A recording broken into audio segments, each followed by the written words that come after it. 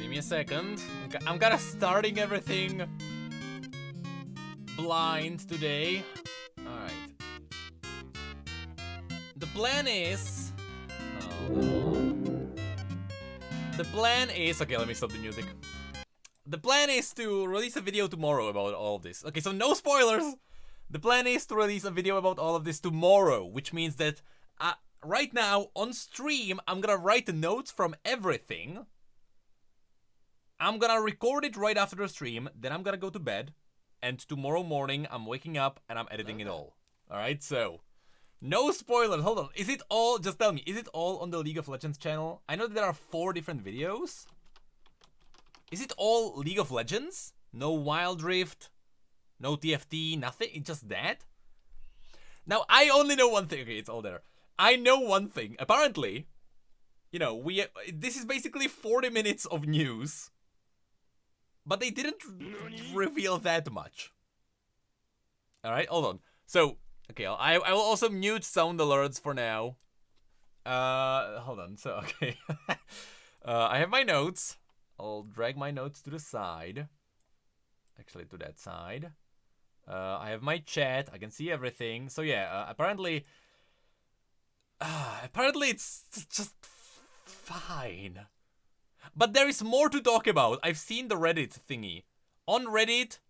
Okay, hold on. So, super quickly... On Reddit, I don't know if I should start with this, should I? Thank you, who was that? Mimir the fellow! Thank you for the 100 bitsies. That should come out any moment. And Yonut! Thank you for the sub! I really appreciate it, thank you. Good afternoon, Mr. Crit. Before you begin, I have been made aware my editor sent you a DM on Discord recently. I am pointing it out, BCS. I think it's really funny, BCS. I just found out XD. I'll check after the stream. I'll actually just remember. Okay, I hopefully I'll remember. I probably will actually. I got Discord open right here, so I'll check. But hold on. So, which one am I starting with? Now I should also point out there is actually something because in our private chat on Discord with Chibin and Thingy, Reeve talked about, there we go, that message, no, that message. This one is quite important. That's the important one. So, the team that was working on game modes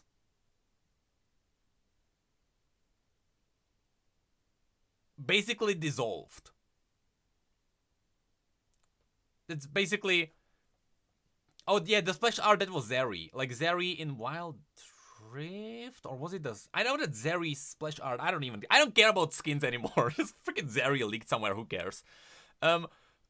Basically, as you can see here, the team responsible for game modes just dissolved. Because like people went to other teams or people left Riot. Basically like people on that team were like, there are better opportunities. See ya. And so like... So the team still had a base, but they didn't have leadership. And so like there was no one to direct them. So that's why we only got the ARM changes and nothing else. And at the end here he says that they are aware of the loss of trust, which that's exactly my issue. I don't trust. I legitimately do not trust Riot right now with the future content that they are giving us. And there is more, because when it comes to the... I know only one thing. On Twitch... Sorry, not on Twitch. On Twitter... USB. Hi. Thank you. Thank you for the 46 months. On Twitter, you know, the person, the lead narrative who is responsible for pushing forward new updates, you know, new voiceovers. My sub is almost older than my parent at this point.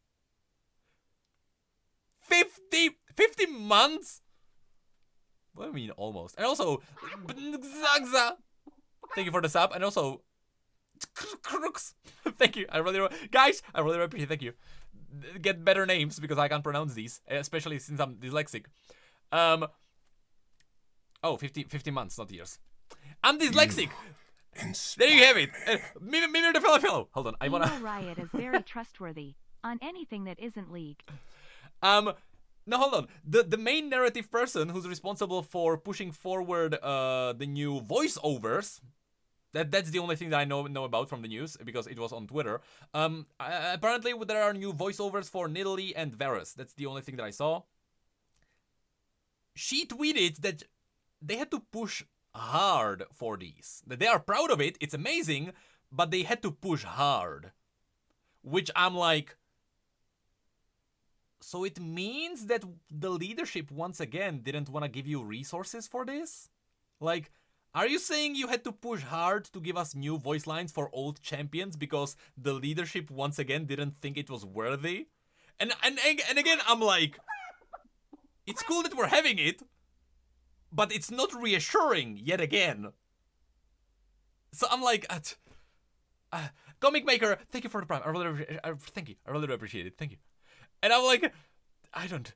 Okay, so you know what? Let's jump into this because yeah, I'll in the video, I'll mention it. Actually, I'll write it in my notes. Just to mention it. Tweet about VOs and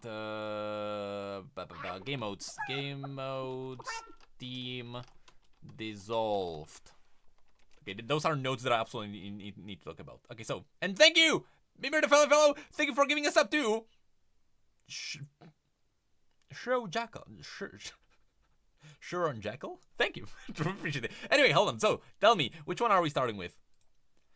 Is it the LOL please, midscope updates, player behavior, or state of the game?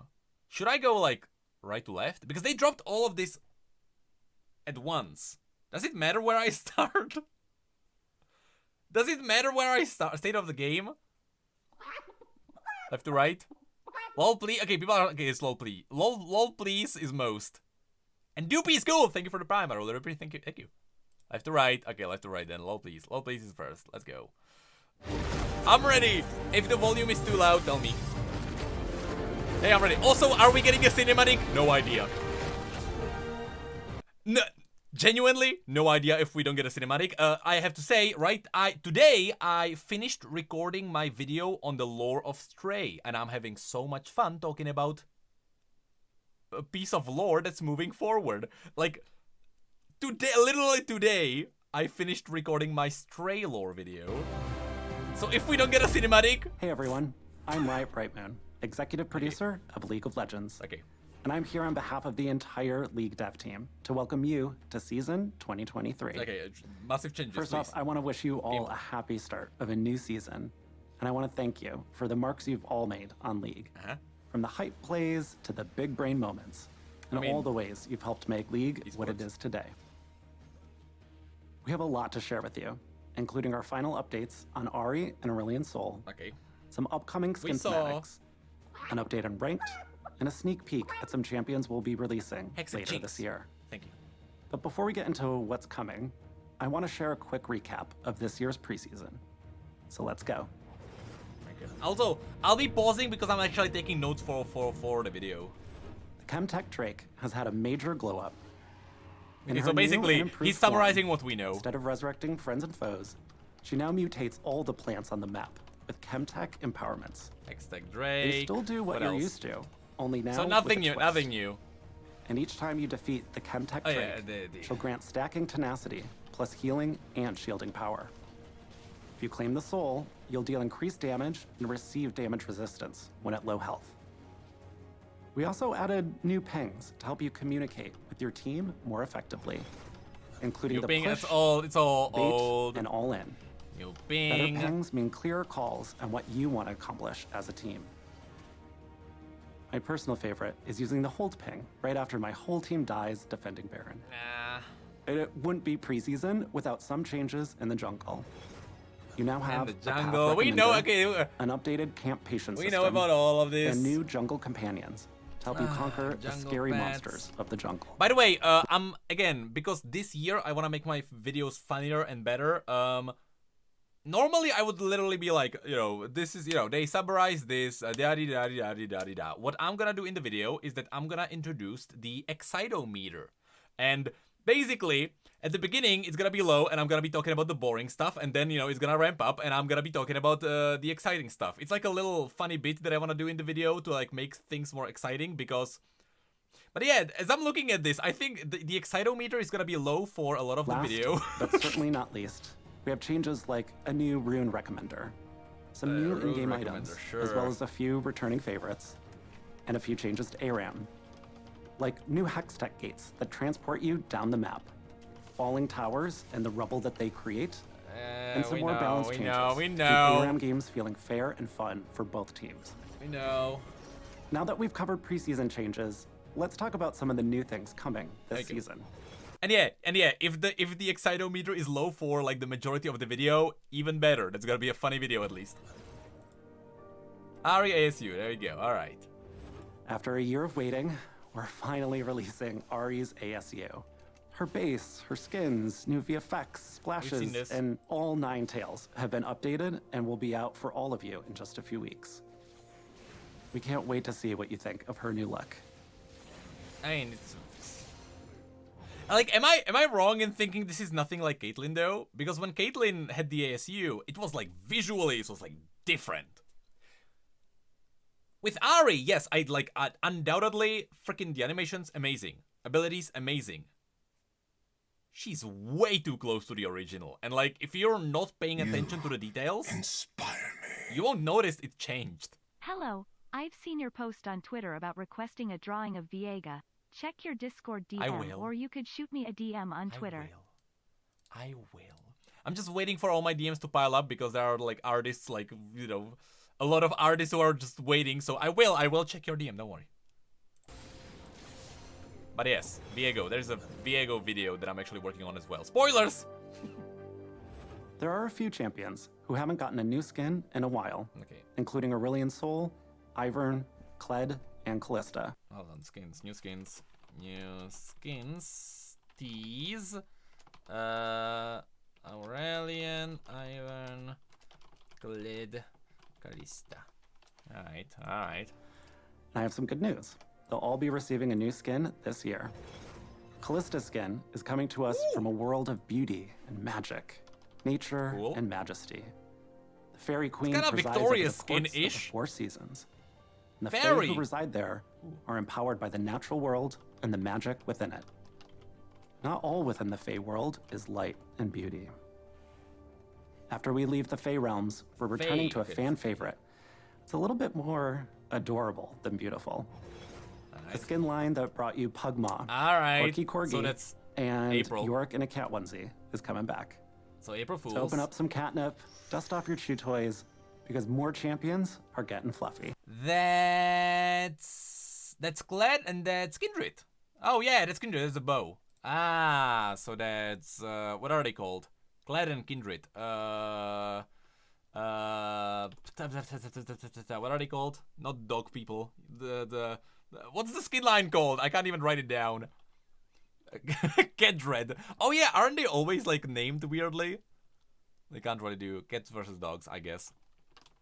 Versus dogs, Kled and Kindred. Sure. What else? These are just a few of the new things we have planned. Oh yeah, these are just a few. Okay, we got 4. Okay. I'll hand it over to Riot Oberon, who will share our plans for ranked. No. Did he just say these are? These are just a few of the new things we have planned for season 2023.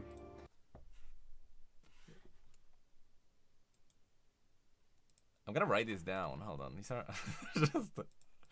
The quote is. Hold on. These are just a few of the new things we have planned for season 2023. All of them are skins. Okay? I wanted to write this quote down because so far everyone is skins. I'll hand it over to Riot Oberon, who will share our plans for ranked. I'm like, a few, 4 skins. Okay, ranked. Okay, updates to ranked. Hey everyone. Okay, cool. I'm Chris Roberts, also known as Riot Oberon, the project lead for the Game Loop team. We work on things like champ select, matchmaking, and the various queue types from ranked to normals. Game Loop team. That means we're not just focused on ladder grinders, we're also here for players who just want to have a good time with friends. Because Game Loop means it's not just ranked, it's also me. I don't have a Game Loop. Can you make one for me, Riot? Please. I would like to have a Game Loop where I can go into League and have fun. As someone who doesn't like the ranked. We shared a blog update with some of our upcoming plans, including anonymized champion select, pick order swapping, and the loadout recommender. Since then, We've also been working on a few other projects, and there's one big thing I want to talk to you about today, the mid-year ranked reset. Okay. Ranked splits have been in the game for a few years, but until now, they were just a way to separate the single ranked season into thirds to help folks pace their progress. Starting this year, the 2 ranked splits will have a full ranked reset in between, with rewards to match. Ranked Battle Pass. Which I assume is gonna be free. You know, it's Battle Pass because, you know, look at it. Okay. I mean, that's cool, because honestly, even TFT has it better, where you have like twice the grind per year. I think it's still better. Oh, hello, happy chime noises. Hold on. So, hold on. I'm gonna write it down. Ranked Battle Pass. Sure, I'm gonna make a joke about it in the video. Battle Pass. Twice a year. Actually, I don't know. I mean, it's mid-year, so it's gonna be twice a year.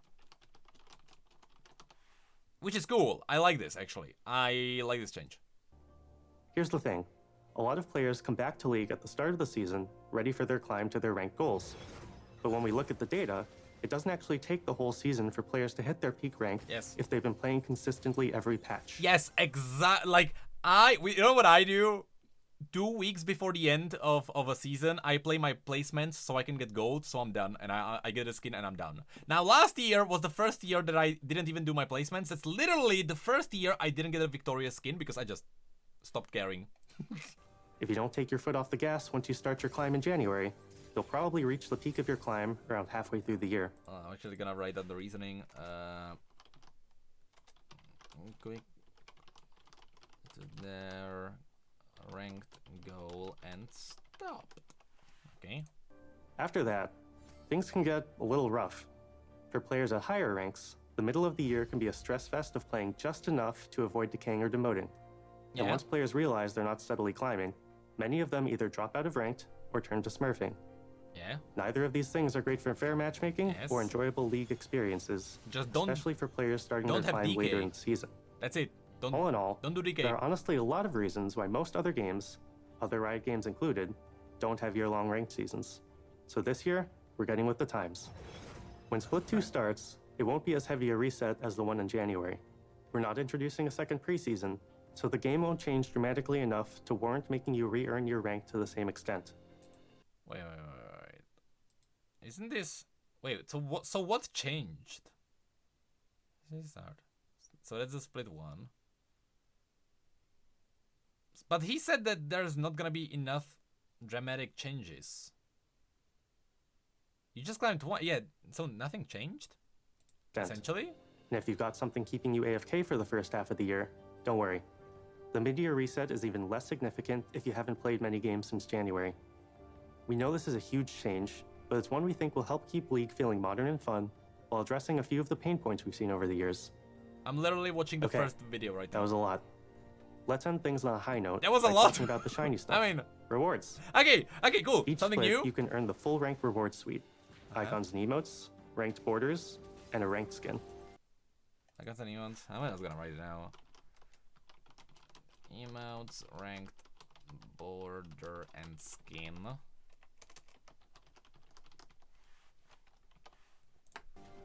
Yes, that means there will be 2 skins for rank this year. That's We're cool. also adding in some extra rewards for your climb as you progress on your ranked journey.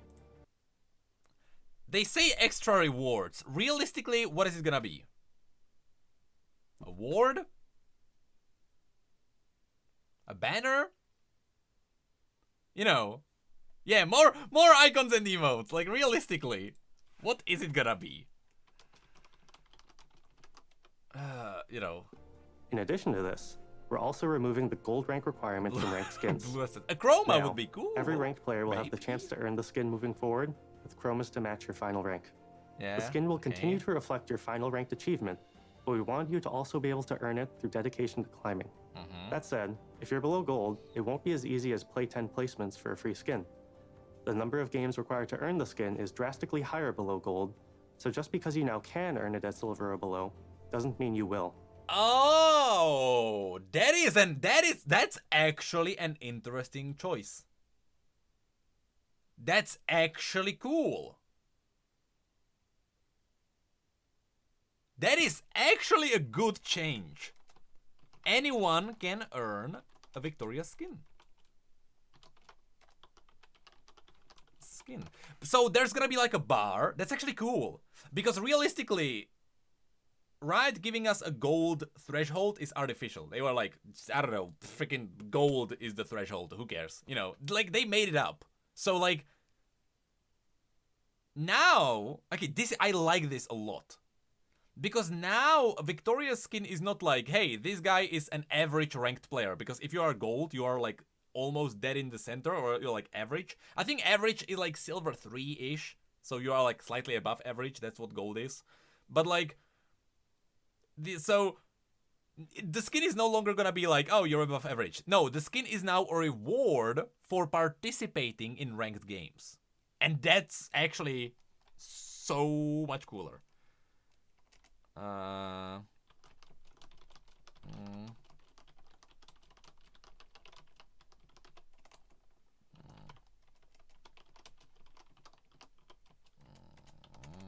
Hold on, so gold is above average. I also need to write down that, you know, it's artificial.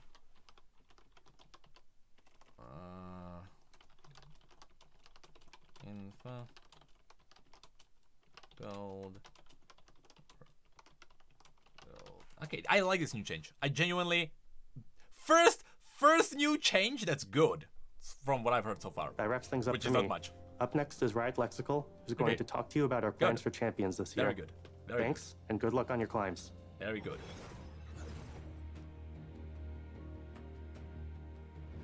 Hi everyone, Lexi, Riot Lexical Gal, the product lead for champions here. Okay. I'm going to talk a bit about some of the new champions we have planned for this year. Okay. But before that, I want to touch on our plans for the year overall. Okay. This season, we're focusing a bit more on smaller updates to the parts of the champion roster that has been left in the dust. Okay. We want to Shaco. continue improving older champions' gameplay fantasy. Hell yeah, Shaco! So we'll be doing more mid-scope updates Yeah, throughout Shaco! 2023. And Nice. beyond gameplay changes, we'll also be polishing up some of the roster with much-needed VO updates for a few of our older champions like Nidalee and Varus. Again, I'm gonna write it down. VO changes for Nidalee and Varus. So basically, new voice lines. Good. Because Varus is extremely old, Nidalee is in the dust. Good. Yeah, no Shaco, I know. So that's the good part. The bad part is, if you go to Twitter, you may realize that the person who like pushed forward for these changes had to push for these changes. The narrative lead, awesome person, they had to push for Nidalee and Varus getting new voice lines. It wasn't automatic. It wasn't like the higher ups were like, let's make it better. No, they were like, this is not worth it, why are we doing this? And then the narrative was like, we need to do this, you know? It's like the narrative team actually had to push, which is not solidifying my trust in Riot's leadership right now. Just saying. If they had to push for a change like this, I understand why we're not getting a lot of the other stuff that we want. Both of whom cross path with some of our upcoming champions. Hold on. That's important though. They crossed paths with new champions. New champions. So that's gonna be the Darkin. Oh, and Nidalee is Ishtal, obviously. Yeah, so it's gonna be the Darkin and the Ishtali champion. Yeah. Makes sense. Okay, Aurelian. First up this year is Aurelion Sol's CGU. In the last LOL Please, we showed you some of the updated abilities that fans the flame of his dragon. We saw these, so I can snooze now. We didn't go too deep into the parts of his kit that strengthen his star forging theme. Not only can Aurelion Sol forge stars like a nebula in deep space, it's cool. but he can now drop them from the sky onto his foes in Summoner's Rift. Really badly, ouch. Ooh, ouch. As we mentioned before in the last video,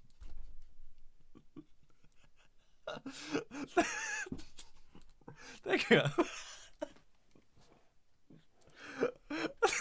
There's no way. There's no way. There's no way. Ouch, I actually hit my hand. Thank you for worrying about me. His new passive causes all of his abilities to grow in There's no way. There's no way. size over the course of the game, including his new ultimate. I mean, what's more satisfying than dropping a massive star you forged in outer space on someone's head? We can't wait to see what you all think of the new and improved Starforger, and we hope a lot of you will find a new main with him. After will probably Aurelion put it in Sol, the vid. we'll be releasing some brand new champions. One of our goals for the past few Dang years it. has been to make sure we have a champion for everyone to enjoy. So we try to have a diverse champion pool that's inclusive of all Yes, sure. cultures, Sure, genders, yeah. and in-game skill levels for every role. And that brings us to our first new champion of the year. Milio? I'm super Or Emilio. excited for all of you to meet our Is he male Italian? enchanter from Ishtal. Okay, hold on. Male. Okay, male enchanter. They're from Ishtal. Milio or Milio? How are they gonna pronounce it? Displaying an incredible understanding of the fire axiom at a young age. Mario. Mario uses fire not to Hold on, raise no. How did she pronounce it? Malio? young age. Milio uses Milio. fire not to raise cities, but to soothe wounds. Okay, fire for healing. Cool. Now, my requirement is gonna be one thing. Milio needs to explain what the heck was Kiana doing, because during the ruination, we were told. Someone's calling me. Is it my mom? Mom, I can't. Who's calling me? Oh, it's my wife. Hold on.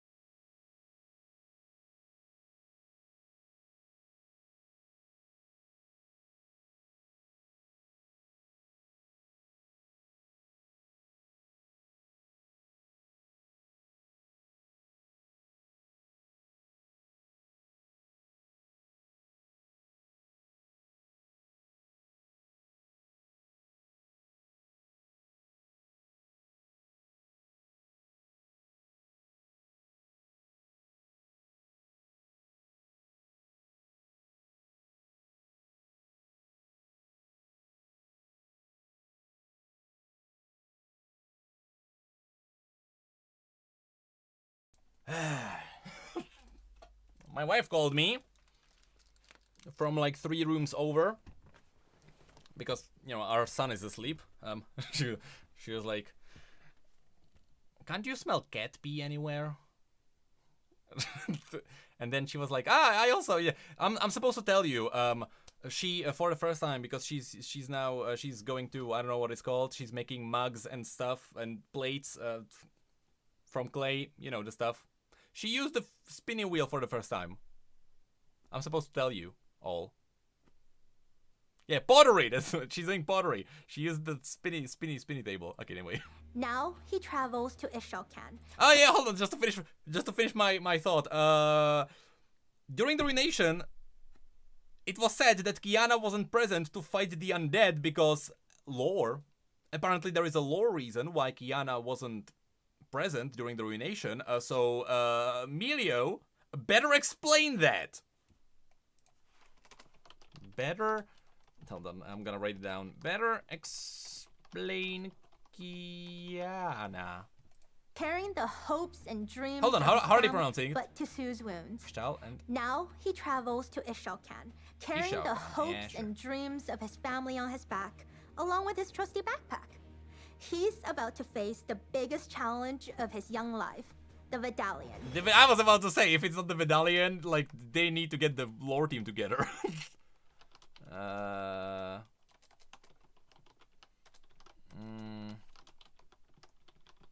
Facing the Vidalian. That's cool. journey- I mean, freaking Ishtal has really cool lore with the To Vidalian. Ishalcan will broaden his horizons and introduce him to new people and places, but it'll also bring him closer to Yuntao's Yeah. darkest secrets. I mean, But no matter what challenges come, Are they referencing? So the Vidalian is basically, to quickly summarize it, the Vidalian is a ritual where a mage proves that he is like an elemental master. And during the ceremony, they use elemental magic to like draft like a rune. They have a different word for it. It's not a rune, but they draft like a rune. And from that rune, they weave their own robes. They like become like a grand mage, and it's it's like the highest level of an elemental that an elemental mage can be.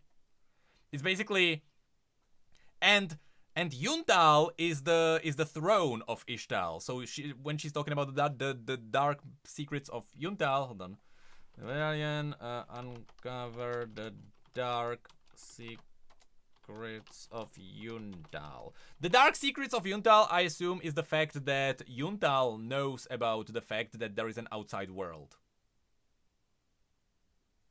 I assume that's what the dark secret is, because people of Ishtal still believe that the world is dead, that the void consumed everything. he'll always bounce back into action and be ready for his next adventure. I assume that's what it is. After we're done with the adorable enchanter, we're moving on to something a bit edgier. I know some of you As love Darkin, complex alright. champions and Oh, he novel bounces. Yeah, around references to bouncing. Yeah, you're right. skill descriptions. But others wants to focus on macro play and pounce into action with a straightforward kit. Bounce into action. So it's animal. Hold on. So Darkin. So the Darkin champion has simple kit. That's what I got from this. It's a simple kit. Bouncing. So it's an animal. If that sounds like you, good news. Nefiri is the Darkin for you. Nefiri. Now I'm a little bit sad. Nefiri. That it's not a Darkin that we know already. I am a little bit sad that it's not Valiva, Varus' sister, right? That's Valiva. There are so many Darkin now. I think it's Valiva. She's a mid-lane assassin made for those of us who want to focus on the hunt. Yeah, those who want to focus on the hunt. Focus on the hunt. A melee assassin. Or was it mid assassin? Which one was it? Made for Mid lane assassin. Mid lane assassin. Sure. those of us who want to focus on the hunt. After awakening from her slumber, her first objective is to track down her darkened brethren. Okay, hold on. So, woke up from slumber to track down her darkened brethren. Okay, so this is why. First of all, is it gonna be a pack of dogs? Second of all, it's kind of strange that she's mimicking what Varus did at the end of his story, but that makes sense why she and Varus are gonna cross, because Varus also was like, "Let me find my sister." Her newfound body, or bodies, Ah, okay, so it's a pack of dogs. It's a pack of dogs. That's cool. No idea how that's gonna work.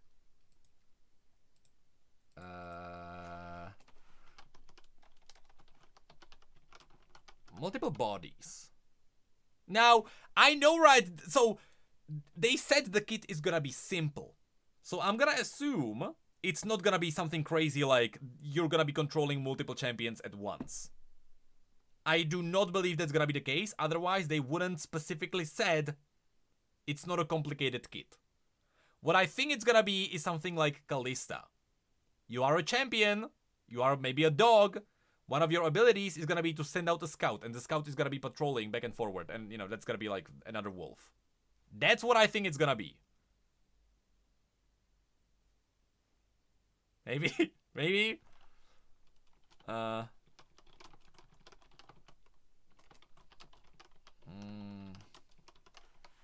Yeah. seems like a cruel twist of fate at first, but they prove useful for locating her fellow Darkin. Cruel twist of fates at first.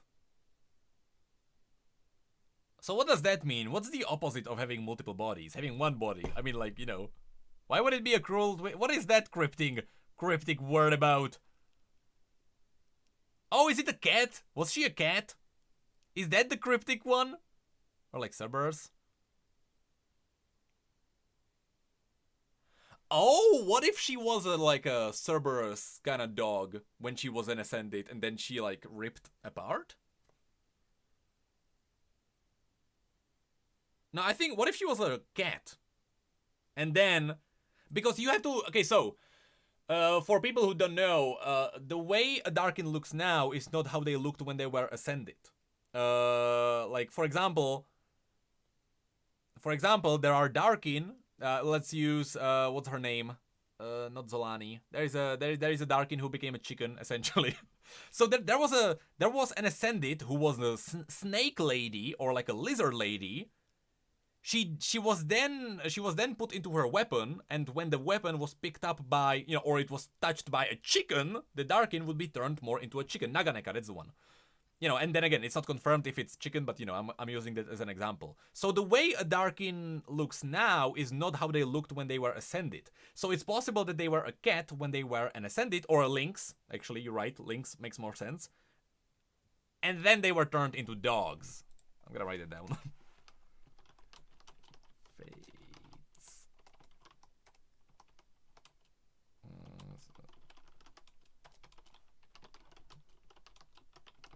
Okay. That'd be cool. Darkin, and as a source of wisdom. Also, since they have multiple bodies, it means that their Darkin weapon had to be picked up by something that can split. That's why would she be hibernating? That's kind of basic Darkin lore 101. All Darkin are hibernating until you wake them up. that's the basics. But the weapon would have to be picked up by something that can split. Otherwise, there wouldn't be multiple bodies corrupted by a single Darkin.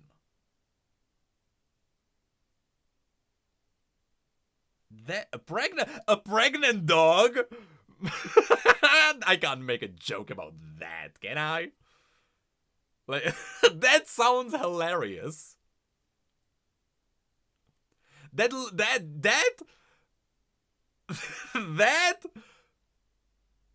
is an interesting concept that would work if they went for it. It feels kind of twisted though. I mean, then again, it is a cruel twist of fate. It was her kids, and now those kids are corrupted. I'm gonna write it down as a theory. I'm not gonna be like, you know, I thought of this. No, you thought of this.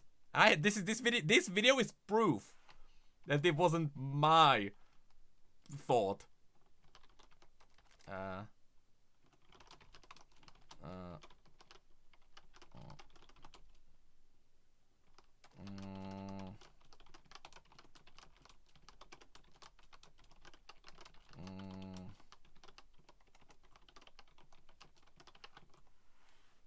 Okay, pregnant dog, officially a theory now. Not my theory. It's always better to hunt in a pack. Yeah, hunt in a pack, sure. I have some bad news though. Unfortunately, Neferi is the only champion this year without a shirt. I mean, yeah. We know Sure. how much you all love abs, so don't worry. We'll be looking for more opportunities next year. Did they just confirm we are getting a shirtless? I mean, yeah, it's a dog then. So next year, huh? Okay, Skarner. Okay, Skarner VGU. Okay, hold on. No shirtless champions this year. That's gonna be on like the hypo meter. That's gonna be freaking high up there. No shirtless champions. Skarner VGU. Okay, so originally there were 3 ideas. Having a normal rework of the Breckern, the Hextech version. I loved the Hextech Breckern. That was my favorite idea to do with him. And there was a third one that was kinda some what was the third one? Oh yeah, the Shuriman Warrior. Shuriman Warrior, dumb. I wouldn't go with that, but I would love it if they went for the Hextech. I think they are gonna go for the safe route, and it's gonna be just a rework of Skarner. It's been a while since we spoke about everyone's favorite Crystal Scorpion. The Skarner VGU team has started exploring ways to dial up his Scorpion fantasy. At this phase, What do you mean they started? What do you what do you mean? What do you mean you started? I thought you started half a year ago. I mean, okay, these concepts, pretty cool.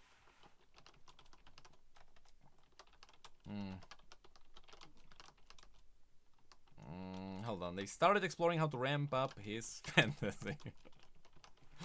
Oh god. Oh god. Alright. Sure. Okay. We're leaving no arthropod hiding stone unturned to find Pretty cool. exciting themes, kits, and stories. We'll be happy with all releasing a of these. dev blog later this year with more information on his progress. Is that it? Is it literally all they are gonna do? Looking further out. Okay, okay, something else. Okay, but Scar, okay. Okay, I'm noting nothing else. That's it for Scar. Okay, sure, whatever. Okay, what an exciting update. We also have a hangry jungler and an artistic... Hold on, hangry is not hungry. What is hangry? I don't even know what that means. Hangry, meaning... Hangry. Bad-tempered. Irritable. Ooh, so it's a bad boy. It's an angry boy. I mean, this is Noxian. This is a Noxian script inspired border, and this is Noxian architecture, obviously.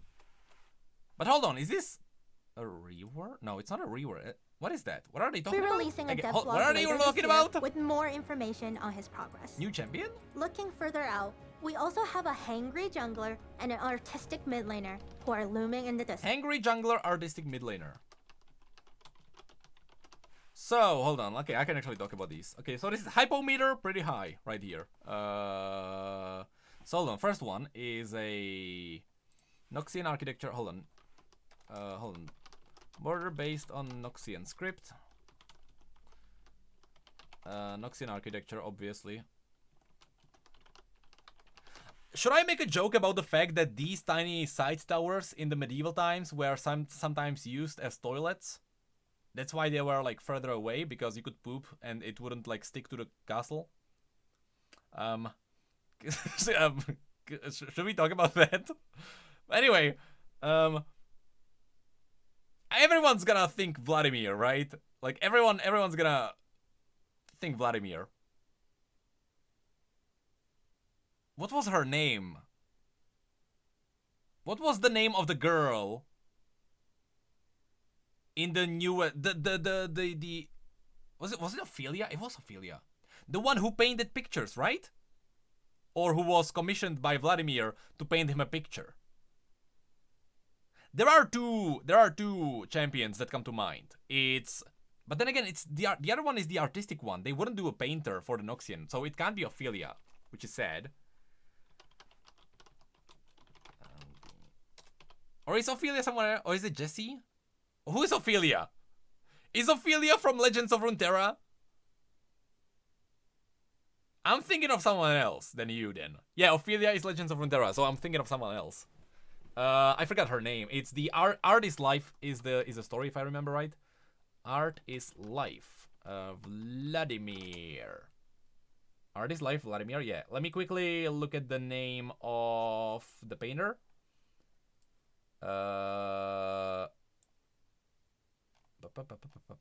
Super quickly, just so I can write down the name. But it can't be. That would be really cool if it was that. Ophelia is Heroes of the Storm? No. It is too, isn't it? Mora. Maura. That is a side character that we know about. That would be a cool champion, you know, a painter.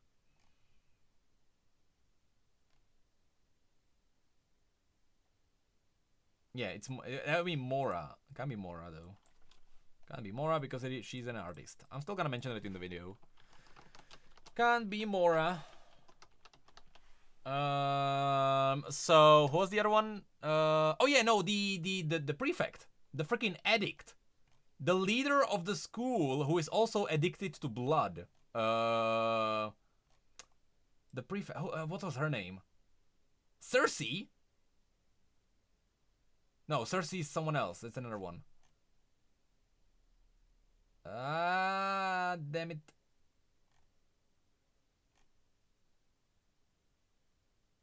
Super quickly, hold on. I actually wanna, just so I have the name. No, Cersei is the other one. That's something. No, that's a different name. Hold on. Let me do Vladimir lore. I don't want Vladimir Putin. No, I have other awful people to care about, like Vladimir, the Noxian Hemomancer. Hold on. That's Googling Vladimir these days is not as easy. All right. It's another story. Alone. That's the one I think. That's the one. No, Livia I think dies because Vladimir is like, oh, I'm gonna eat her. Livia dies. I think. No, it's someone else. Damn it! I don't know which. Again, freaking universe these days is so freaking all over the place. But I need to find it.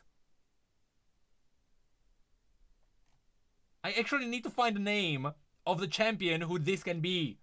It's very important. No, it's not Willem. Because it was a woman, I think. Hold on.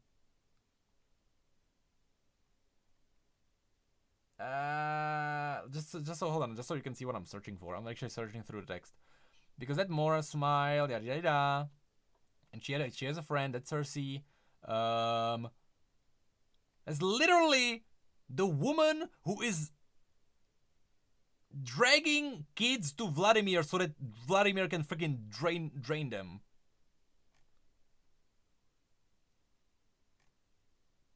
And I don't know what story that was. Because it wasn't this one either.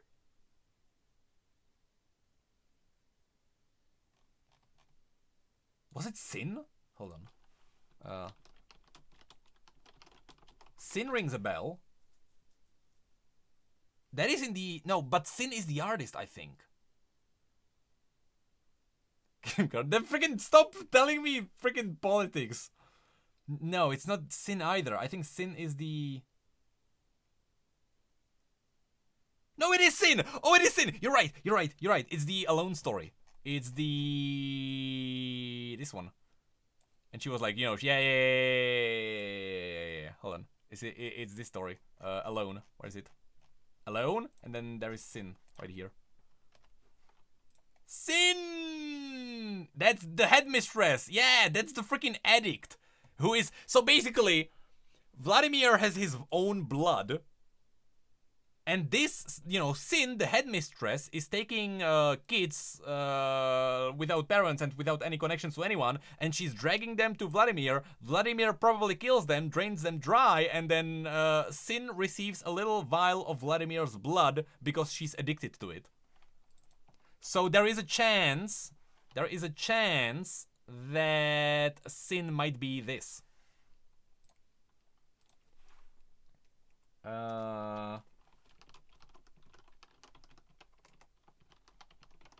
Yeah, she's the one who's feeding orphans to we also Vladimir. have a hangry jungler and an artistic mid laner. Also, hangry jungler, that would kind of fit, sure. Who are Also, hold on, artistic mid laner who are looming in the distance. in the distance. That's Ionian, obviously. It's Ionian because this is Noxian script and, you know, freaking Noxian invasion. Artistic mid laner, Ionia, Noxian script. At the top. I think that's Noxian script. It's kind of weird, but I think it's the Noxian. I'm pretty sure. It is odd, but it's still very close to what you see on Fiddlesticks thingy, for example. They're a bit And that's it. too early to talk about at the moment, but Okay, too early, so we literally know nothing else. No, I don't think it's gonna be anything with Jin. look out for future teasers. Yeah, look out for future teasers. Are they gonna do something in game like with Set? That would be cool. That's all for me today. I'll hand it back to Riot Brightmoon for some final thoughts. That pretty much wraps up things for today. But I do have one small update I want to share before we go.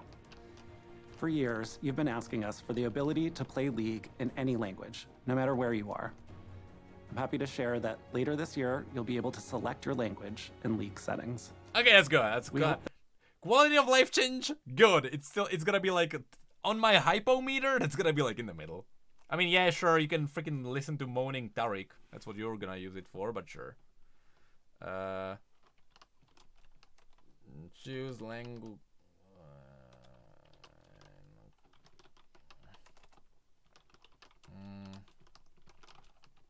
There you go.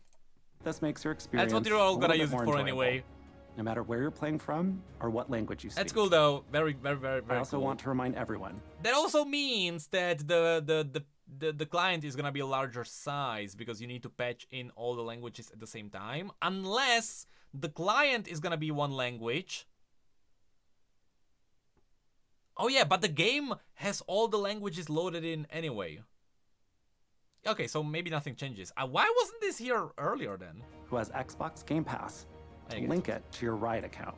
Xbox Game Pass. This way, you can unlock every champion for free and get a 20% experience boost for as long as it's active. We have a lot more in store for this year, and we cannot wait to share more later. Thank you so much for watching. Best of luck on your climb, and I'll see you on the Rift.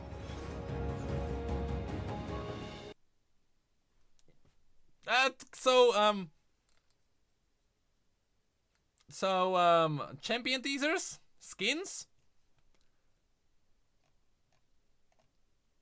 So the two hype thingies I got from this is ranked being split into two. Actually, not even that. It's the way you obtain ranked skins now. Victoria skins, the way you obtain them, legitimately awesome. Legitimately awesome.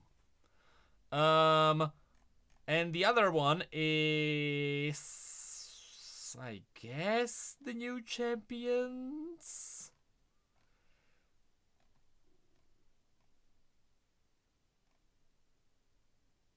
I guess.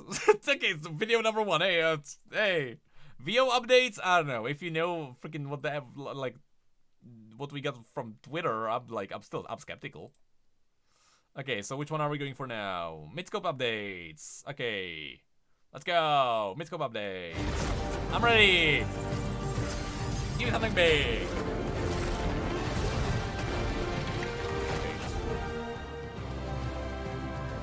So what we're gonna do is we're gonna buff Blitzcrank. We're gonna buff. Hey, Red August. We're gonna buff AD Yumi. Okay. Well, now the cameras are rolling, so we should probably. You know, yeah. That's the evil writer from my video. I can't believe he made it into Riot. To our talk. Okay. So we're here to talk about midscopes today. My name is Tim. I'm a designer on the Summoners Rift team. I've done a few midscopes in the past, like Syndra, Swain, and a long time ago, Rammus, and I'm here with my friends.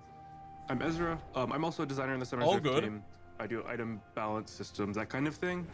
Previously, I worked on Rengar as a midscope, and I'm currently working on Necrit. I'm August. I'm the lead champion designer, and midscopes I've worked on is most recently Jax, and then before that. By the way, I need to point out, freaking like no matter what you say, August's work is amazing. Like you can talk about sure Viego has bugs, but you can't deny the fact that Viego as like a champion design is freaking still amazing. That Talia. And the first question we have to answer, which I'm sure is on a lot of players' minds, is what is a midscope and what sets it apart from balance work, VGUs, CGUs, ASUs, ABCs, whatever, letters, all that stuff? Probably the best way to say it, like in a big summary, is VGU, Visual Gameplay Update, is kind of like a new champion. A midscope is like refreshing a champion. So with the VGU, like say what we did with Pantheon or Aurelia, you got a very new champion. Out of that, you got new animations, new sounds, new VO, new kit, and that's an important part. Whereas a midscope is a lot more about refreshing a current character for its current players. In its essence, it's taking the fantasy of a character. We're not making a new character. We're not making. I'm not even gonna write it down. And making it a 12 out of 10. It's like, how far can we push this so that players feel like, oh, this is not even worth the hypometer. We know this.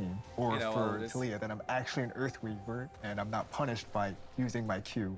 And then the second part about midscopes that's really important here is that because they're on lower scope in terms of work, they're on shorter timelines. Some only take like 1 or 2 months, and which means we can get them out a lot faster. I can't. So how do we go about finding a good target for a midscope? Hold on, did he say? See, I can't skip it because I'm doing news. I have to work. They're on shorter timelines. Some only take like 1 or 2 months. And okay.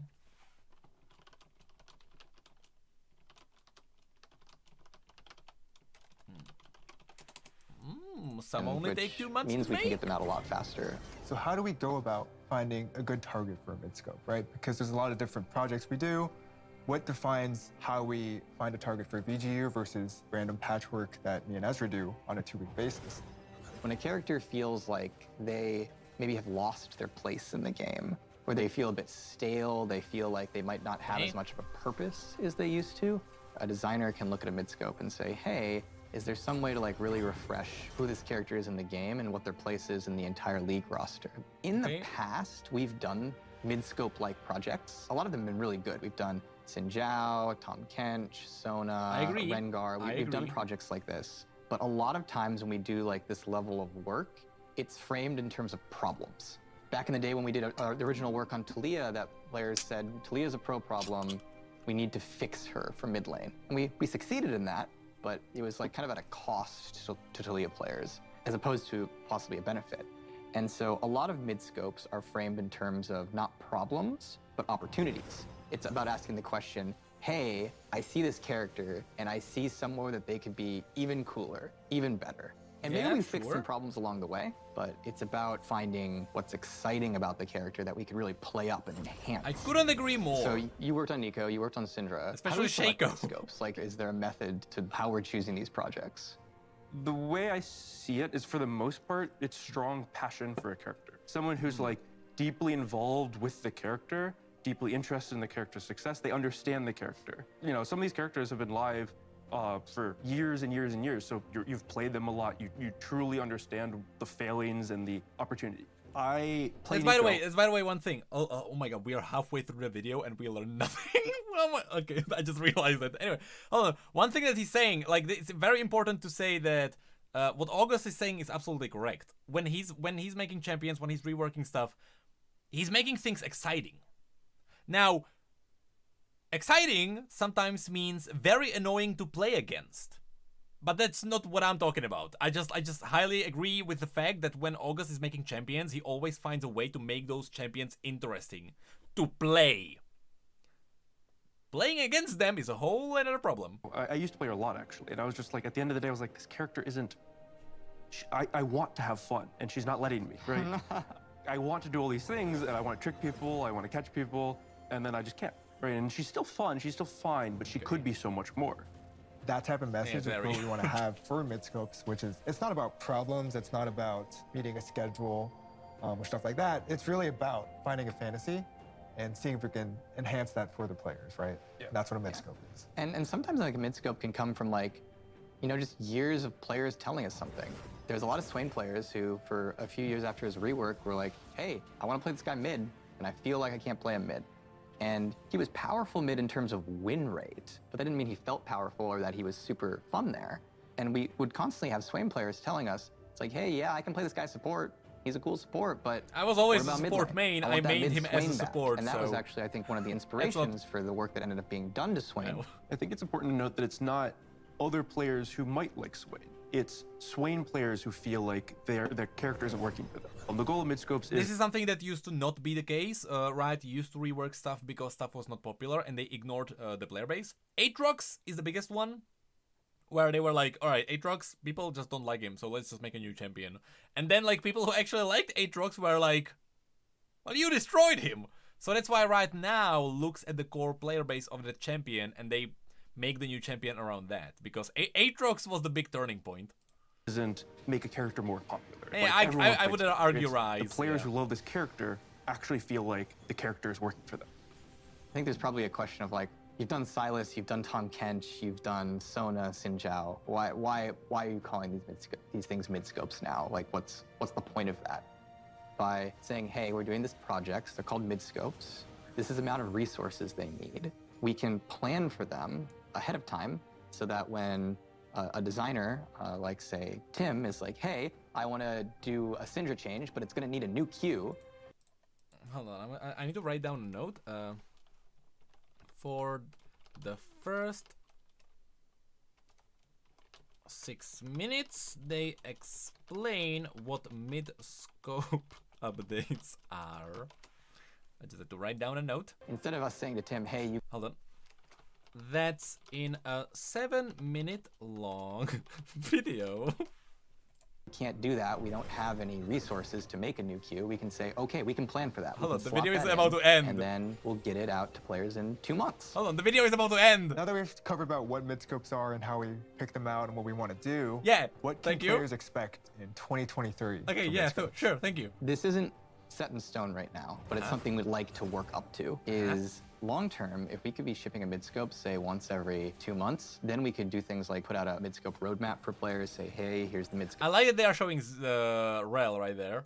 Scopes we're thinking about this year, and set better expectations for like maybe your character could get one. I think one. So is it weird to assume that what happened to VGUs? VGUs weren't as effective as midscopes, and so now they are just doing more midscopes? Because new midscope every 2 months, good. Good. It feels like they are telling us that midscopes are just more effective.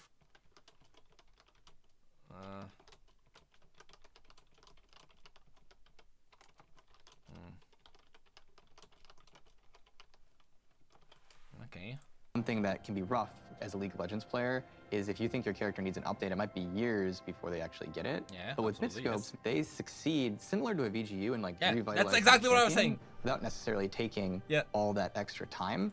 Again, this is like, I know that this is me connecting dots that I shouldn't be connecting, but again, this is not reassuring because it kind of shows me that they are looking at like worth value in case, like, you know, freaking money, right?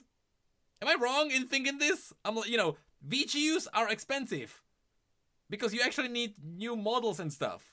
Midscopes are less expensive but as effective. Why wouldn't you do midscopes? I'm like, again, am I wrong in my assumption that it's just worth? It feels like they are cutting costs again.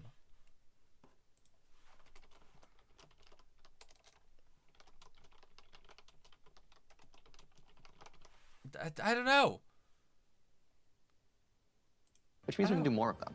So talking about expectations before we end, do you want to give us a sneak before we end? Then we peek on what Nico's midscope is? Okay, Nico. Okay, thank you. Nico, where is she? Okay. Well, I can give. So there's a lot of things going on in Nico. But I can give the one sneak peek, which is her passive, instead of just turning to other champions, is now other things. Anything. She can turn into a plant. She can turn into a team of mushroom. She can turn into a minion, a monster, and a champion. That's awesome. Now that's awesome. That is legitimately so clever. Don't even look at broken. Who the fuck cares what's broken? I want to have fun in the game. This is the most fun ability I have ever seen in League. This is... No way! It is prop hunt.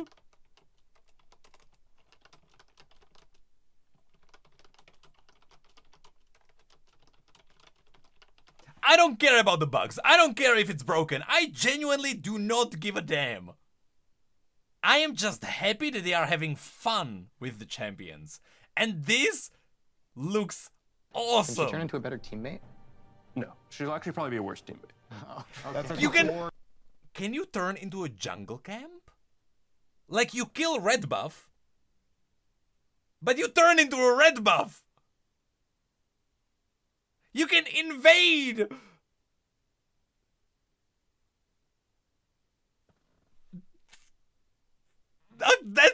This is so good. Gameplay mechanic in League. All right, so you have Nico that turns into wards, literally coming to. This is so a good. rift near you. Hopefully soon, TM. It's literal. So it's literally. It is literally anything. So I assume friendly Callista is gonna send out a ghost. You can possess that ghost, right? It has to be It has to be literally like any NPC that pops up on Summoner's Rift. Anything with a controller, speaking in the technical terms, is possessable. I'm thinking about the combinations because yeah, doing Callista sounds crazy. Doing Malzahar's freaking Voidlings. It's like, you know, think about the yeah, Tibers. Think about the combinations. Yorick's Ghouls. There's like... That sounds amazing. But that's all we have for today. Thanks for hanging out with us, and thanks for playing with us on the Rift. Enjoy your ranked climbs. Thank you. That was freaking... God, that was freaking 6 minutes of nothing, and then they drop an amazing tease for Nico. Okay, now that's like that's probably gonna be the peak of my hypometer when I freaking talk about it. That's gonna be the freaking peak right there. But again, this was a video of nothing and then Nico. Alright, but sure. Okay, player behavior. I think I'm gonna snooze here. Though, to be fair, legitimately one of the reasons why I stopped playing League, which by the way, surprise, I haven't touched League in so long. Pretty much ever since TFT came out, I just didn't touch League. The big reason why I stopped playing League is because I did my placements to get my gold skin, and in those placements alone, legitimately only 10 games, so I can get my gold, so I can get my skin. The games were so toxic, I was like, I'm not playing this game more. And that's legitimately my reason for quitting. I was like, my interactions with other players are not good. It doesn't have to be, you know, they are rude and they are saying awful things. It's just like, in general, you are pressured into being good. And if you're not good enough, well, everyone is looking at you like, you know, you're now the worst person in their life, you know. And that's just what it is.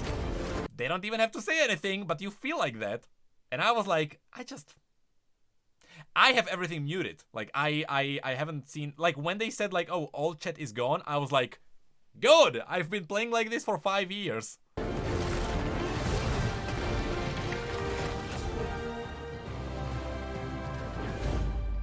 Hi, I'm West Hart, Head of Player Dynamics here at Riot. Hi, I'm Hannah. I'm the head of the behavioral systems team on League of Legends. What better way to start off a new year than to talk about player behavior? This topic is never easy to talk about. Right after Unfortunately, Santa, we've seen over the last several years that there's been really negative trends in how our players are feeling about player behavior. There's definitely a lot more work to do, and I will say that again and again. Just to speak a little bit for like the greater we, because we have your team. It's doing amazing work. We have Central Player Dynamics working on the game agnostic systems, and there's a good partnership there. There's social and player dynamics over on Valorant. So we've got all these folks that are working together and thinking in this space. What has your team been working on? What has made maybe the biggest impact as far as we can tell so far? One of the big things that we released is an auto mute feature, which automatically mutes players using inappropriate language in-game when it happens. Now again, And I so haven't played too much.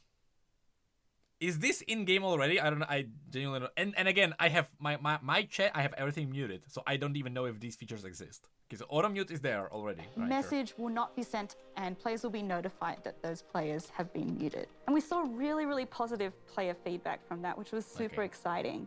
To an extent, so it's not verbal abuse leads to that this accurate. spiral of negativity that causes even more disruption in game. So we've partnered with your team, who own a really robust verbal abuse detection software. And that has just leveled up our ability to make these places safer. One thing that we knew from research was that the quicker you take, action on a behavior, like a problem behavior, the more effective it's going to be.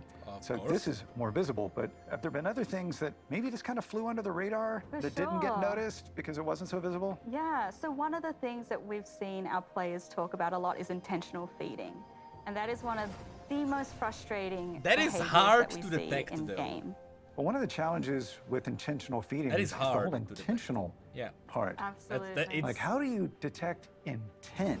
It's like, you know, when you look at it in game, it's obvious. It's obvious when someone is feeding on purpose. But on a technical level, when you are only collecting numbers and data, it is extremely difficult to tell that it's happening.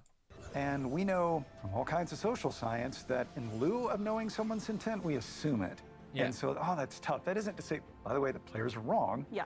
Right? They may be seeing it, but if we're Yeah. going to automatically detect it, we have to have a certain level of confidence Yes. that it's actually happening. That's, yeah. We built a whole new That's model over hard. the last year, making our intentional feeding detection a lot more robust. We've been able to increase the amount of detections by over 200% and have specific thresholds and levels for different MMRs, basing it on skill because we can identify how different players play our games. A number of the other features we released that weren't so visible to our players but have made impact are things like champion select reporting. So when players are in champion select and they come across disruptive behavior, we're able to action on those reports and really make that experience better. Good. I suppose it inspires a thought then. So, of course, behavior doesn't happen in isolation. But it's important to recognize that because we might be addressing the wrong problem, right? We might be seeing a symptom. For instance, like intentional feeding, no excuses, right? But sometimes they might just be an outcome of other things that have happened. Absolutely. Right? We've seen that with, it can happen if you don't get to play the role that you want, or even have. Yeah, I was about to say, they are not making the argument that, you know, something bad happened in your life and now you're angry at the game, right? Or angry in the game. Because I can tell you in 90% of the games, it is you feel shitty because you had a bad game in League. It is League itself that is spiraling into you feeling bad. It's not that, oh, you got a bad grade. Normally you would be like, oh, whatever, I'm gonna play Roblox, you know. In League, it's gonna be, I got a bad grade, well, I'm gonna play a game of League. Oh, that game of League was really bad. Now I'm gonna play even worse one, you know. It's usually, mostly, your bad behavior comes from playing League. Have a bad day. It might not even have anything to do with the game. That What or happens in Roblox, life who cares, happens you in know? games, so you bring it in. What we're finding is it's actually 95% of our players are only occasionally disruptive.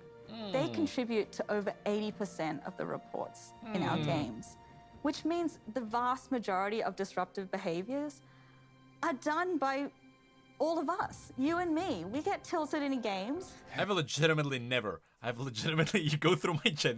I mean, for vast majority, I muted everything, but I'm like, I don't know. I'm not a very aggressive, I hate going into conflicts, so maybe that's why I quit League. Indeed we do.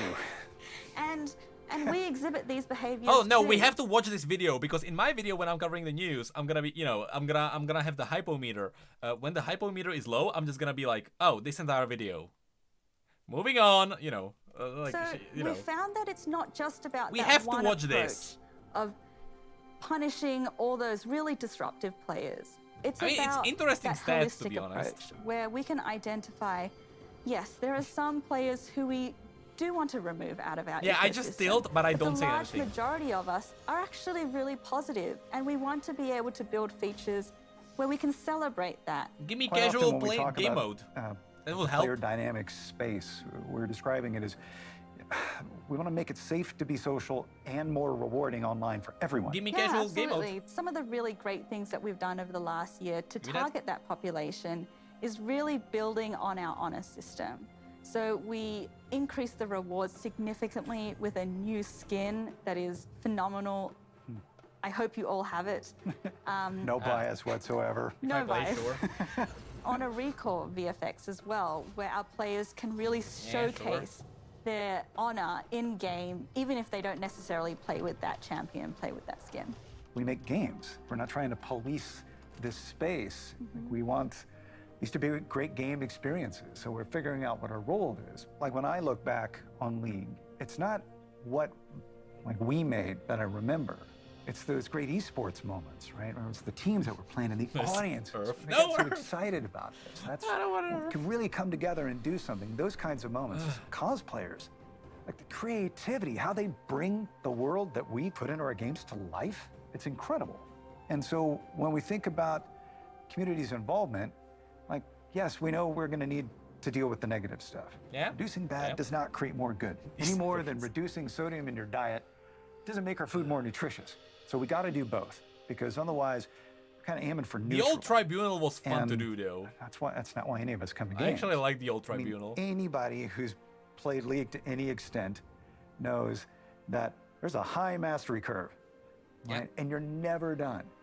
But it's that possibility, right, that brings us to this. I mean, we see that in our games. It's what we all share in this culture. Don't try to excite people. We're here to talk about the bad We've stuff. redefined what it means to be a sport. I know, even. sure. I don't see why we can't redefine what it means to be an online community. What are your thoughts about what's next? So we're so excited for 2023. There's so many learnings Just that we ban can pull people from who are things like toxic, the that's it. feedback loop with our That's it. players. So players it. really seeing in that moment what Legitimately, just be harsher. What's the worst that, like, legitimately, someone says awful word about someone else, that, like, just get rid of them. Go to jail. Give them a ban for 7 days, and they're gonna be like, oh, I'm not gonna do that again, otherwise I get banned. That's it. That's literally it. If there are people like, I would have the freedom to be toxic. Okay, yeah, sure, not in this game. It's your game, Riot. Just do it. Who cares? That's legitimately it. Who cares? was the behavior that caused the disruption? And I don't care if it's taking once. If it's action on once, that 7-day ban. immediately or as If soon it's as twice, possible, so month players ban. understand where we define what the behavioral expectations are in game. Having ways for our players to contribute. Hey, like, I haven't played Final Fantasy XIV, but I know if you are toxic in that game, you're done. I know their system in Final Fantasy is, you're done. You're not playing the game. To those expectations. Why doesn't Riot have that? And really It's Riot's own appreciating fault. them for when they do so. Because as you said, it's a co-created community. It's a co-created space. Yeah. We want our players I to be able agree. to Ban contribute as people. much as possible to making it a community that we're all really proud to be a part of.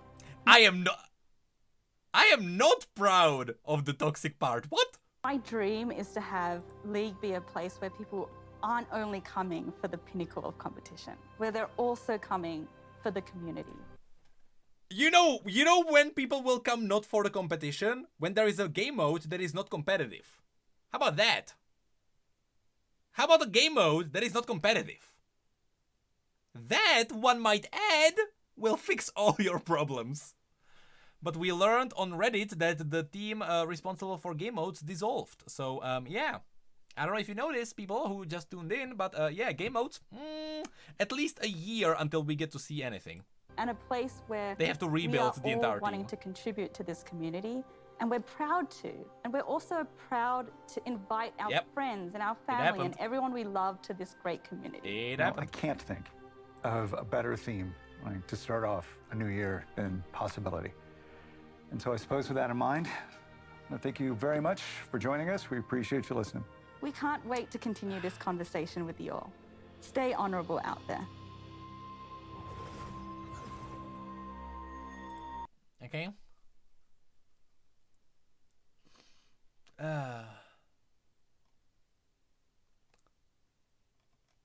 Okay.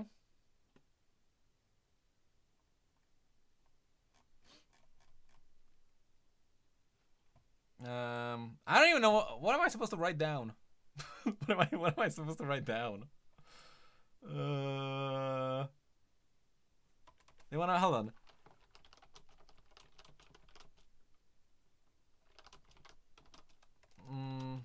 They wanna make the place less toxic. I'm gonna write down, just ban people. It's your game.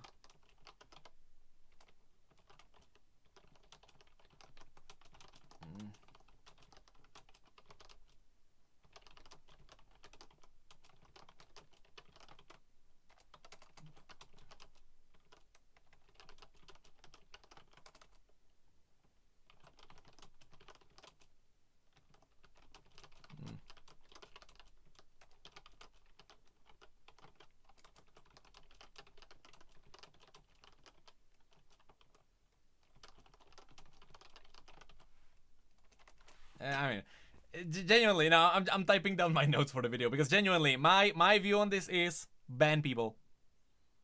If people want to have the rights to be if people want to have the rights to be toxic in your game, that's not the people you want in your game. That's it. Take the Square Enix approach. If people are toxic, ban them. Who cares? They're not supposed to be in the game anyway. They are legitimately dragging your game down too, so it's just ban them. Literally as simple as that. Okay. Final video, state of the game. This is the final video. So far, Nico, pretty good. New way to get ranked skin, pretty good. Nothing else besides that. So let's move on. State of the game. Everything's fine. Everything's awesome. Let's go. Let's go. Hey everyone, I'm Matthew Froxon Long Harrison. I'm the design lead of the Summoner's Rift team. And I'm Patrick Petrie Noonan. I'm the product lead of the Summoner's Rift team. Okay. And the Summoner's Rift team, we own game health and game balance and all of the major game system updates in League of Legends. So I like how they are specifically not mentioning game modes because you know that's what people want. People want game modes, but game modes cost money, and corporations don't like it when things cost money. this will be things like the champion durability update and preseason that we do each year. And today we wanted to talk to you a bit about just some of our thoughts on state of the game and balance and things that we spend a lot of time thinking about and working on. I'm gonna snooze, I know right? An interesting one is thinking about position health, and when I say position, I mean position like top, health. jungle, mid, ADC, and support, of course. We look at select rates, like how many people are playing it, what do people feel and think when they're playing that, but we also think a lot about something called position agency too.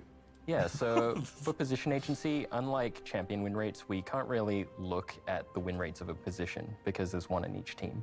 And so instead we look at something called position agency, which is the impact of a position on the game's outcome. So for example, if a jungler were to gank mid and get a successful kill, that's likely going to be some amount of impact towards the game outcome. And so we use a combination of some data models to figure out position agency, as well as our intuitive understanding as game designers and as players of the game to see whether a position is powerful or not. When you look at like how position agency is going across all the roles in the game right now, is there anything you're seeing that stands out as needing a bit more attention?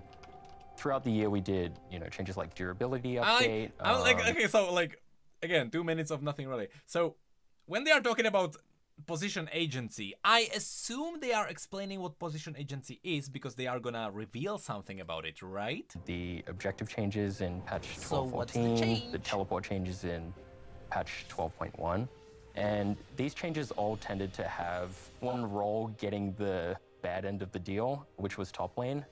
Both top laners were less likely to be able to kill squishy champions playing in the mid or support or AD carry positions, as well as finding it harder to impact dragon fights, which had become a little more impactful overall to the game outcome. And so what we observed was top lane going down in agency, and so we tried to give some of that back in preseason. That's not Legit question, what would happen if Baron and Dragon would swap changes? Sorry, swap places. Okay, actually no, that's dumb. Because literally what would happen is bot lane would move to top lane, and top lane would be AD carry and support, so never mind. not to say our job there is done. Never mind. We do think that there are some gaps with That's literally what would happen.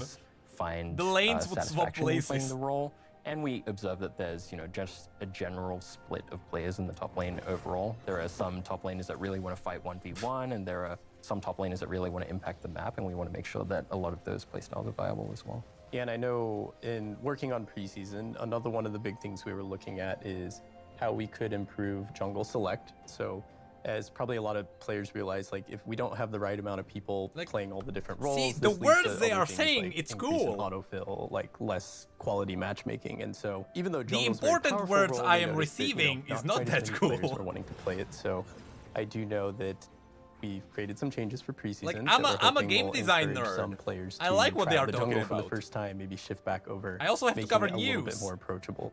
In There's this not much to talk about. latest preseason 2, we'd worked on a bunch of the new tank items together, And kind of our approach to tank items in the latest preseason did like represent some shift in philosophy around kind of how we look at the mythic item system.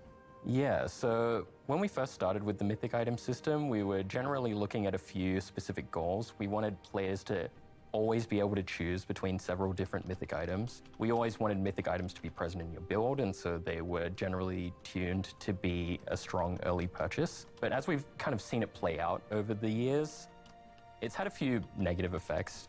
Namely, there are some champions who don't feel like they have a great mythic item, and so being forced to buy a mythic that doesn't feel right for their champion. You know what's gonna be like the big, so again, in my video, to make things more interesting, I'm gonna have a hype meter, and the hype meter is gonna start low at the beginning of the video, and I'm just gonna go through all the boring news, and then it's gonna go up, then it's gonna go very slightly up, and then it's gonna go like, you know, all the way up. And all the way up, there's gonna be the new way to get the new ranked skin, there's gonna be Nico, and then it's gonna blow up. And you know what's the best moment in all of this? You know what's the best news? Or not even news. You know what's the best thing that came out of all of these videos? It's me hitting my wrist and the writer saying ouch. Can feel pretty bad. And that's gonna be the peak of my video. Players wanting to opt into specific legendary items like Blade of the Ruined King that do feel great for their champion. Yeah. And so kind of our swing at the tank mythics in preseason kind of reflects a change in our philosophy. That's absolutely what it's gonna be. Pigeonhole champions into buying a specific mythic item every game. And the tank items are designed so that it's not even gonna be the end of the video first, joke. And it's gonna be the that you can purchase second. The best moment. And the whole system overall is just a lot more flexible. But we still wanted mythic items to present this kind of high fantasy, high you know, build power over the game with the mythic passive, and we think that, you know, this will strike kind of a good balance between early purchases of mythic items and later build defining purchases for them. And I know we're still always looking at the different classes and champions in the game. While we are a bit looser on, like, you know, you always have to choose between multiple mythic items, because if there's an item a champion loves, like, that's fine. We want them to be able to take it. But we are still looking for cases where maybe a champion does want more choice in the item system and they don't have that. Or maybe there's just a certain type of item that their champion would really benefit by and it's not even available as an option. So there might be new items coming out over the next year, perhaps. Yeah, perhaps. But yeah, when thinking about kind of the state of the game and balance in the game, I know probably one of the hottest topics for players is champion balance. Like, that's kind of the main vehicle that players experience the game. How strong is my champion? How strong is the enemy champion?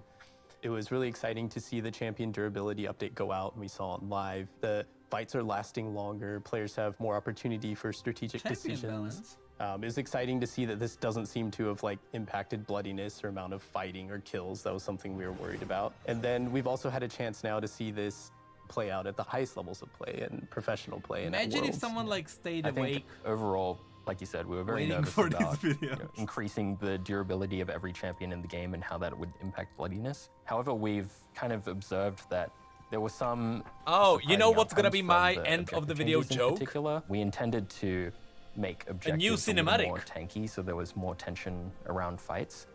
Totally. And to make them more rewarding to take in compensation for that. And what we've observed is that, especially in pro play, engagements around these objectives have been very high tension. A team can't just like burst the dragon and then run away. Yeah. Instead, they have to, you know, kind of think carefully about how they're guess there is resources. You know, maybe there's a bit of back and forth, and it's allowed for a lot more of this back and forth between teams. Like, wouldn't they be teasing? If there was a cinematic last year, they had like a countdown, like 5, 4, 3, 2, 1. You know, they had a countdown. They also had 6 stories. This year we got precisely 0. But you know, last year we got the countdown. Every day they posted an image teasing what's gonna be in the cinematic. There is nothing this year. I genuinely think we're not getting anything. Tension engagements, which has been really exciting to watch overall on the pro play stage. Yeah, it's been exciting watching that at Worlds, but now that we're kind of focusing back in on live play and like the rest of the player base and what champion balance is like, we do still think there's opportunities to improve our current approach to champion balance. Yeah, for sure. So our champion balance framework that we did a few years ago, it served us pretty well. The game feels like it's in a pretty good spot numerically balanced wise. But moving forward, I think there's a lot of opportunity in That's making another sure thing. that Last champions feel good last to time play, they live that they're streamed satisfying their gameplay fantasy that the player signs up for all when of they it. lock in their champion. And so even though a champion might be numerically balanced, it doesn't mean that they necessarily feel the most satisfying that they can be to play. And so we want to have a kind of heightened focus on that moving through this year, as well as kind of making sure that all champions fit a strategic purpose in the game alongside that. You know how boring this video is? This video is so boring that I'm actually, right now, you know what I was thinking about? I was thinking about, what if I make a video titled, "My confidence in Riot's MMO turned within a day." Or, you know, a week, I don't know, I don't know what's clickbaity. But I'm sitting here thinking like, yeah, like, Riot's not doing any... Riot's not the person in the chat, alright? No, I'm sitting here and I'm like, when I made those Riot MMO videos, like you know, we were still waiting for the big summer event. We were like at the peak. We were like everything's amazing. And then nothing came out. And we're half a year later, nothing still came out. We're getting a teaser for 2023 where they revealed nothing. Nothing's gonna come out. And I'm sitting here being like, the cause of most of this is the higher-ups and the money. VGUs are too expensive, let's not do those. Game modes? It's something that the players want, but it's definitely not Riot's focus. So who's gonna say that when the Riot MMO comes out, Riot is gonna focus on the things that players want? Because right now, League of Legends is not proving that Riot is focusing on what the players want. And that's it. So why should I trust them with the Riot's MMO? All it took was 6 months. 6 months, and now I am not as confident anymore. And it took 6 months of Riot not doing anything. And now I'm like, who's to say the Riot MMO is not gonna do the same thing? If anything, Riot is proving that they care about money more than what players want. I don't know. There are a few other deficiencies with our champion balance framework that we've observed. So a champion might be quote-unquote balanced, but they might be on the weak side of balanced or the strong side of balance for an extended period of time, but it doesn't result in them being changed. And so we're kind of making sure that champions, especially when they've been in a certain state for a long time, either too weak or too strong, but not quite strong or not quite weak enough to receive a direct change that those champions will Riot be needs to looked prove at. themselves. Like And so right we think now, that they there are at a pretty many bad other low. small changes like this that we kind of need to investigate and see if they're going to be good to put into practice. Great. So speaking of a good state of the game and the start of the new ranked season, any recommendations for the players out there to start their rank climb?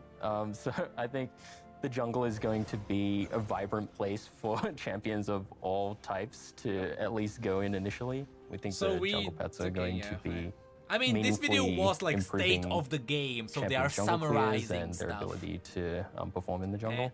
Some other stuff with the tank items I think is going to be super exciting, and yeah, we're super excited to see how that plays out. Congratulations, I'm excited to hopefully take my Singed back into the jungle. We'll see how that works out. But anyways, yeah, it's been a pleasure. Precisely. What if I don't want to play ranked? ranked? On the state of the game, and we just want to wish all the players out there best of luck on their start of the ranked season, and happy climbing. Yeah, happy. Good What luck. if I don't want to climb? Is there content for me? What if I, a casual player, don't want to climb?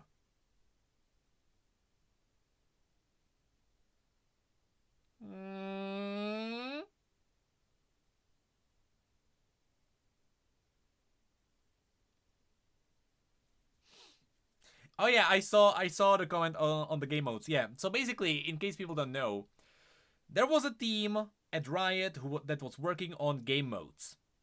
But a lot of people with last year, 2020, 2022, a lot of the devs on that team just moved onto other teams or they just left Riot.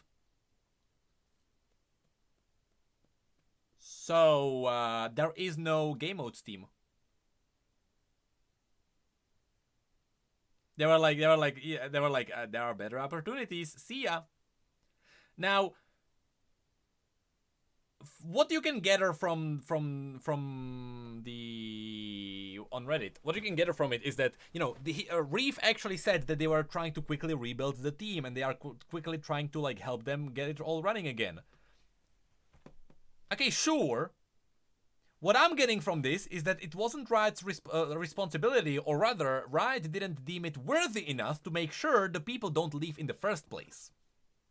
If someone is like, I don't want to do this anymore, what if you say, hey, we need you, here's a bit more money, can you help us, you know, get a game mode out? Instead, what I'm getting from this, maybe that's not what happened, but what I'm getting from this is, you want to leave, you don't want to do a game mode? Okay, sure. Right? You can always kind of like twist what's being written, but this is kind of what I can get from this, is that I just don't believe it was Riot's priority to make sure the game mode team is alive and running.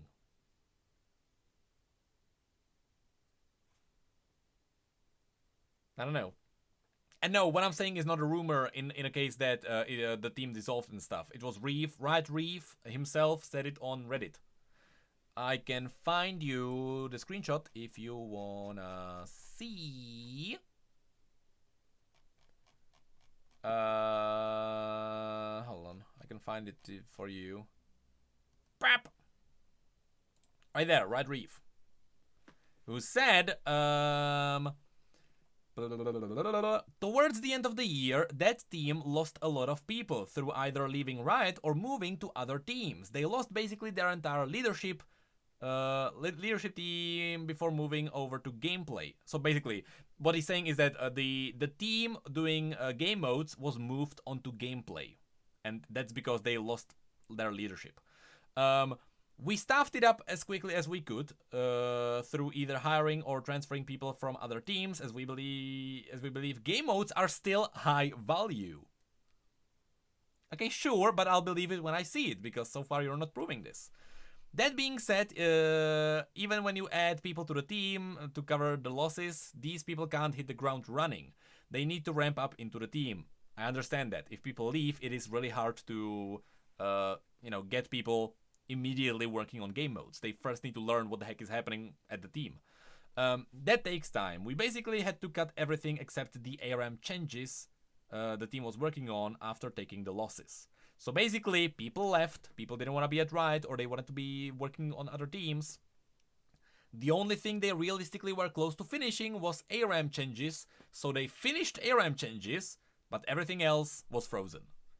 That being said, the team is starting to ramp up, and we are aware of the loss of trust with the team right now. Yes, I lost my trust. Gone. I don't have any right now. We want to get the devlog out soon to let you all know what the team is up to, so they will tell us about what's happening. The only reassuring thing is that they are confident enough that there will be a devlog. Because usually when something's happening in the game mode team, they don't give you devlogs. Like we know that there was a game mode team because it was said on Reddit. We know that there was a point, I don't know if it was Reef, someone on Reddit mentioned that they even worked on PvE. They had a PvE team.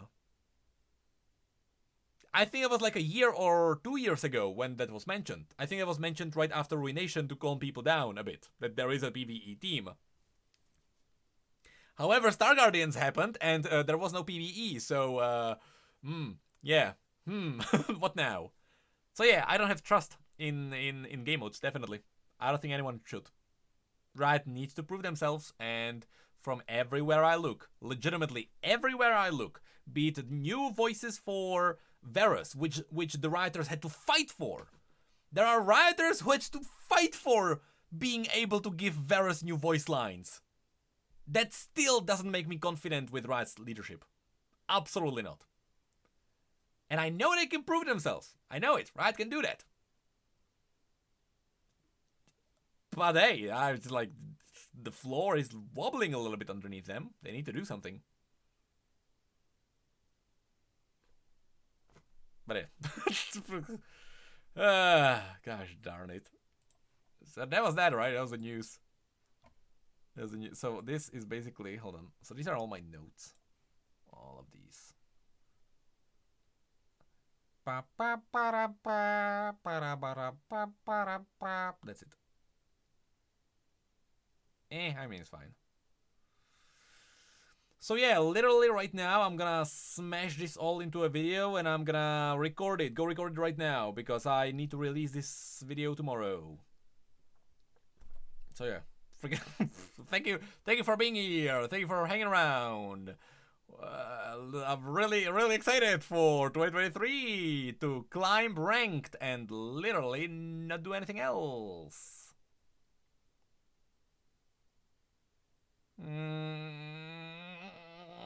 Is someone streaming? Can I send you to someone? No one's streaming because everyone has healthy lives. So I will not send you to anyone. Yeah. Yeah. So I will now just go. All right. I'll just goodbye. I will play you. I will play you a nice music as we part ways. All right. Enjoy.